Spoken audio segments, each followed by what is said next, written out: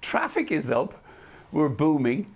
Profits will be down solely because prices this winter will be weaker. And in periods of weaker prices, Ryanair leads even more. You've put out a profit warning for the first time in a decade recently. Yes, you're prices now announcing, will be lower. Yes, but also you're saying you're having to change all the charges. You're going to reduce your baggage charges. You're going to now have allocated seating. You're admitting that all of these charges that you did, even one time you were looking at charging for using the toilet, and you're admitting now that those were daft ideas and that's not what makes customers happy.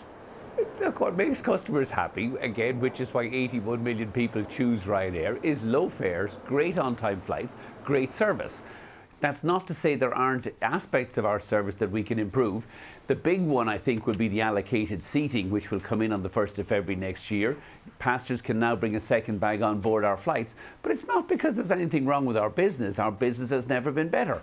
I love periods when prices are low because we do better in periods of low pricing. We have the lowest costs and our costs continue to fall. You recently went on Twitter to answer people's comments and you got quite a lot of interesting tweets, one of which says, there's a rumour that you plan to charge passengers for each inhalation they make after takeoff, which you replied, great idea, I've got a team working on it. Now, I know this is obviously a joke, but there's a lot of comments out there about all the charges that you face when you go on a Ryanair flight. In Ryanair, we have charges to change passenger behaviour, not because we want your money.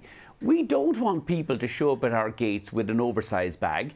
Very few do, so very few pay the charge. We don't want people to show up at the airport without their boarding pass, which is why very few do. Very few people pay the charge. And yet, the media, particularly here in the UK, hyperventilate about charges which nobody pays, while ignoring the fact that our fares are falling, which is really good news for our passengers, and our business is booming.